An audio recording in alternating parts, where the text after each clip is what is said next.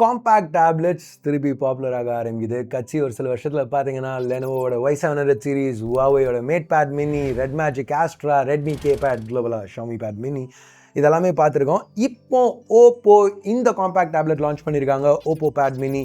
First கிளான்ஸில் பார்க்கையில் சூப்பராக இருக்குது, பாருங்களேன் எவ்வளோ தின்னாக இருக்குன்ட்டு. அது மட்டும் இல்லை, AMOLED பேனல் யூஸ் பண்ணியிருக்காங்க. இன்னமும் இந்த செக்மெண்ட்டில் அது ரொம்ப காமனான ஒரு விஷயம் இல்லை.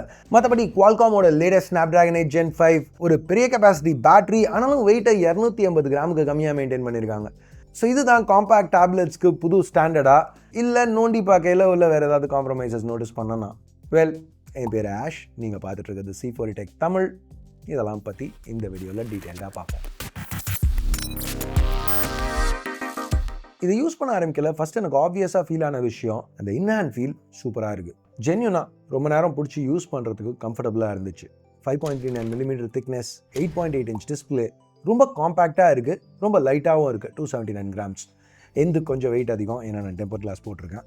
பட் எனிவேஸ், இந்த மெட்டல் பெல்ட் கையில் நல்ல ஃபீல் கொடுக்குது, ப்ரீமியமான ஃபீல் கொடுக்குது. இது வரைக்கும் நான் யூஸ் பண்ண டேப்லெட்ஸ்லேயே ரொம்ப கம்ஃபர்டபுளான ஒரு டேப்லெட்னு சொல்லலாம். இவ்வளோ லைட்டாக இருக்கிறதுனால ஒரு ஹேண்ட்ஹெல்டாகவும் இது டபுள் ஆகுது. ஒரு கண்ட்ரோலரோட பேர் பண்ணிங்கன்னா ஒரு போர்ட்டபிள் கேமிங் கன்சோலாக யூஸ் பண்ணலாம். அப்படி யூஸ் பண்ணுறதுக்கு அந்த அளவுக்கு பவர் உள்ளே இருக்குது. பட் அந்த பெர்ஃபார்மன்ஸ்க்கு டக்குன்னு வருவோம். இப்போ அதுக்கு போகிறதுக்கு முன்னாடி இந்த மாதிரி இம்போர்ட் பண்ணி கவர் பண்ணுறதெல்லாம் உங்களுக்கு பிடிச்சிருந்துச்சுன்னா, இன்ட்ரெஸ்டிங்காக பட்டுச்சுன்னா, thumbs up button, subscribe, bell icons, ஒரு கமெண்ட் முடிஞ்சால் போடுங்க, கொஞ்சம் மோட்டிவேஷனாக இருக்கும். சரி, நம்ம ஓப்போ பேட் மினிக்கு திருப்பி வருவோம், ரொம்ப அதுக்குள்ளே போல். இந்த டிஸ்பிளே இது ஒரு 8.8 inch 2.5K AMOLED panel. So infinite contrast, நல்ல பஞ்சியான கலர்ஸ், டீப்பான பிளாக்ஸ் எல்லாமே பார்க்க தாறுமாறாக இருக்குது. அந்த வெசல்ஸை பாருங்களேன் எவ்வளோ ஸ்லிம்மாக இருக்குன்ட்டு. 144 Hz ரெஃப்ரெஷ் ரேட் இருக்கிறதுனால எல்லாம் ஸ்மூத்தாக இருக்குது யூஸ் பண்ணுறதுக்கு. ஆல்வேஸ் ஆன் டிஸ்பிளே சப்போர்ட் இருக்குது. ஒரு பெட் சைட் கிளாக்காக வேணா யூஸ் பண்ணிக்கலாம் தேவைன்னா. அந்த நேரத்தில் லோ லைட்டில் ரொம்ப டிம்மாகவும் போகுது. 2 nits வரைக்கும் பிரைட்னஸ் ட்ராப் ஆகுது. அது மட்டும் இல்லாமல் 3840 Hz PWM டிமிங்கும் கொடுத்துருக்காங்க. அது போக சில ஐகேர் ஃபீச்சர்ஸும் இருக்குது. இப்போ பீக் பிரைட்னஸ்னு பார்த்தீங்கன்னா 1700 nits மெஷர் பண்ணோம். ஓப்போவோட கிளைமோட 100 nits அதிகம். எப்போவுமே அது ஒரு நல்ல விஷயம் தானே. ஸோ அவுட்டோர் யூஸ்க்கு எந்த பிரச்சனையுமே இல்லை. HDR10 டால்பி விஷன் சப்போர்ட் கொடுத்துருக்காங்க. இந்த தரமான ஸ்பீக்கர்ஸோட பேராகையில் மல்டிமீடியா எக்ஸ்பீரியன்ஸ் வேறு லெவல். இப்போ நான் சொல்கிறதெல்லாமே இந்த ரெகுலர் வெர்ஷன் பற்றி தான். இந்த இப்படி பண்ணால் அந்த ரிஃப்ளெக்ட் ஆகுதுல்ல, அந்த வெர்ஷன். இப்போ Huawei மாதிரியே ஓப்போவும் ஒரு மேட் ஃபினிஷோட டிஸ்பிளே ஆப்ஷன் எடுத்துகிட்டு வந்திருக்காங்க, ஆன்டி ரிஃப்ளெக்டிவ் டிஸ்பிளே. நான் அதை பர்சனலாக பார்த்தது கூட இல்லை. பட் மேட் டிஸ்பிளேஸ் இப்போ மேட் பேட் மினியில் யூஸ் பண்ணுறேன், ஸ்டீம் டெக்கில் யூஸ் பண்ணுறேன். ஸோ ஆன்டி ரிஃப்ளெக்டிவ் ஸ்க்ரீன்ஸ் ஒரு நல்ல விஷயம். யூஸ் பண்ண ஆரம்பிச்சிங்கன்னா கண்டிப்பாக எல்லாருக்குமே பிடிக்கும். இப்போ இந்த டேப்லெட்டோட ஆஸ்பெக்ட் ரேஷியோ பற்றி ஆன்லைனில் நிறைய டிஸ்கஷன்ஸ் பார்த்தேன். ஏன்னா Lenovo Y700, mat pad mini இது எல்லாத்துலேயுமே 16:10 பேனல்ஸ் கொடுத்துருக்காங்க. பட் ஓப்போ இங்கே 3:2 பேனல் யூஸ் பண்ணியிருக்காங்க. சரி, இது ரெண்டுத்தில் எது பெட்டரான ஆஸ்பெக்ட் ரேஷியோ அப்படின்னு கேட்டிங்கன்னா, பர்சனலாக எதுவாக இருந்தாலும் ஓகே, அது மேட்ரே இல்லைன்னு நான் சொல்லுவேன். ஏன்னா கைஸ், இப்போ நான் டக்குனு உங்ககிட்ட சொல்லலாம் 3:2 ஆஸ்பெக்ட் ரேஷியோ பெட்ரு, கொஞ்சம் வித் அதிகமாக இருக்கும், பார்க்க பெட்டராக இருக்கும்ன்ட்டு. ஆனால் நீங்களே சைட் பை சைட் பாருங்களேன், வித்தியாசம் ஏதாவது சொல்ல முடியுதா? இல்லை உங்ககிட்ட 16:10 தான் பெட்ரு, லைட்டாக பெட்டரான பிக்சர் கிடைக்கும், டிவி ஷோ படம்லாம் பார்த்தீங்கன்னா அப்படின்னு சொல்லலாம். டெக்னிக்கலாக அது உண்மையும் கூட தான்.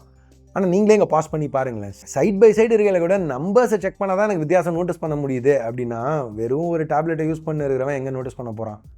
இன்னொரு விஷயம், 3:2ங்கிறதுனால கொஞ்சம் வித் அதிகமாக இருக்கும். ஓகே, இப்போ நான் வீடியோவில் வந்து அந்த லைட்டில் ரிஃப்ளெக்ட் ஆகக்கூடாதுங்கிறதுக்காக இப்படி பிடிச்சி இப்படிலாம் பண்ணின்னு இருக்கிறேன்.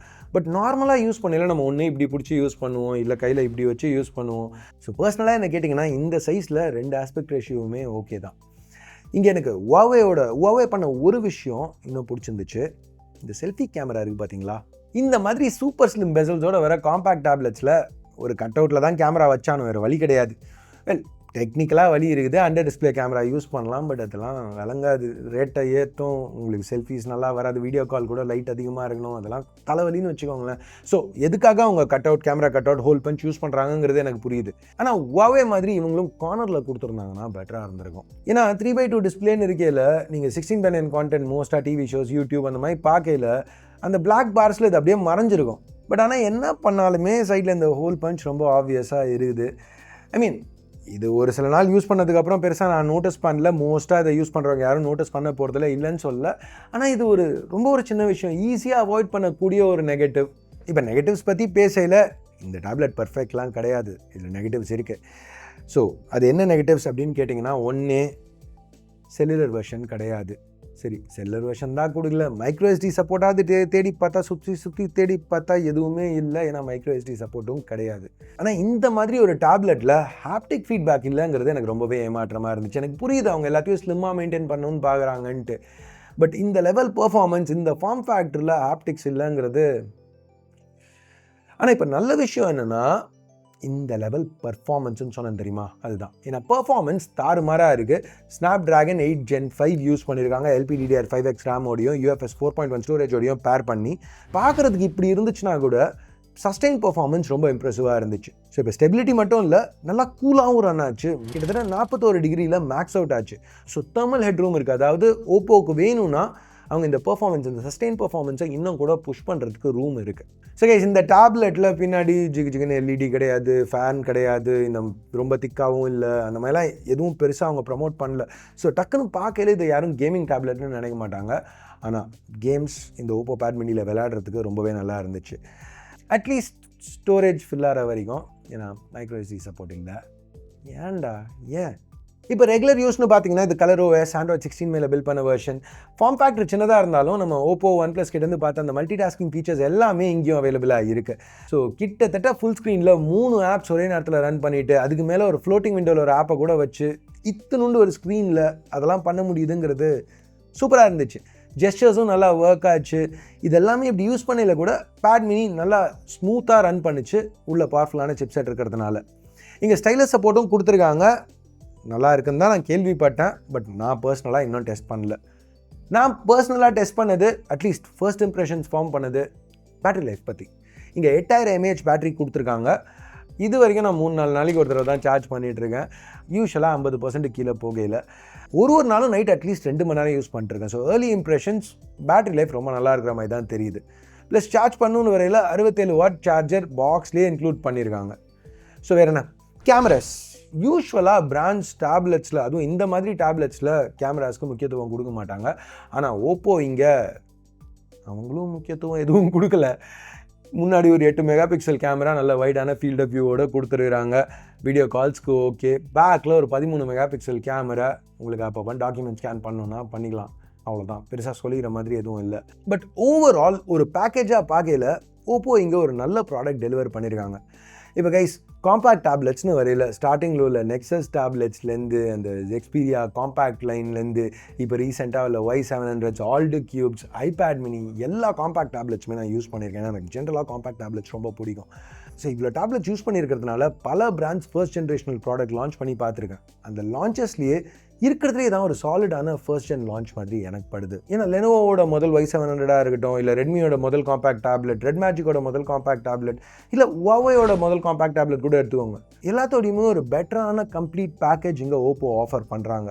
ஸோ நல்லா பண்ணியிருக்காங்க. இப்போ இனிஷியலாக இது குளோபலாக OnePlus பேட் மினியாக லான்ச் ஆகும்னு சொல்லி வதந்திங்க கேள்விப்பட்டோம். பட் இப்போ OnePlusோட ஃப்யூச்சரே எப்படி இருக்குங்கிறதுக்கு நிறைய ஓடின்னு இருக்குது, தெரில. இது குளோபலாக எப்போ எப்படி, இல்லை குளோபலாக லான்ச் ஆகுமானே இப்போ தெரில. பட் லான்ச் ஆச்சுன்னா நல்லா இருக்கும். ஏன்னா இவ்வளோ நல்ல ஒரு டேப்லெட் நிறைய பேர் எக்ஸ்பீரியன்ஸ் பண்ணணும்னு நான் நினைக்கிறேன். ஸோ இது பர்ஃபெக்டான ஒரு டேப்லெட்டான்னு கேட்டிங்கன்னா கண்டிப்பாக இல்லை. நெகட்டிவ்ஸ் இருக்குது. ஹாப்டிக்ஸ் இல்லை, மைக்ரோ எஸ்டி சப்போர்ட் இல்லை, செல்லுலர் வெர்ஷன் இல்லை. அதெல்லாம் ஒரு 2வது டைப் சி போர்ட் கொடுத்துருந்தா இன்னும் பெட்டராக இருந்திருக்கும். அதெல்லாம் இருக்குது, நான் இல்லைன்னு சொல்லலை. பட் ஆனாலும் ஓவரால் யூஸ் பண்ணுறதுக்கு, டே டு டே யூஸ் பண்ணுறதுக்கு ரொம்ப நல்லா இருக்குது. எனக்கு ரொம்பவே பிடிச்சிருந்துச்சு. நல்ல ஒரு ப்ராடக்ட்னு நான் சொல்லுவேன். இது என்னோட கருத்து. இந்த ஓப்போ பேட் மினி பற்றி நீங்கள் என்ன நினைக்கிறீங்க? இது குளோபலாக லான்ச் ஆச்சுன்னா வாங்குறதுல உங்களுக்கு இன்ட்ரெஸ்ட் இருக்கா? இல்லை செகண்ட் ஜென் மாடலில் இதோட பெட்டராக பண்ணுவாங்க, அதே எப்போ லான்ச் ஆகும்னு வெயிட் பண்ணுறீங்களா?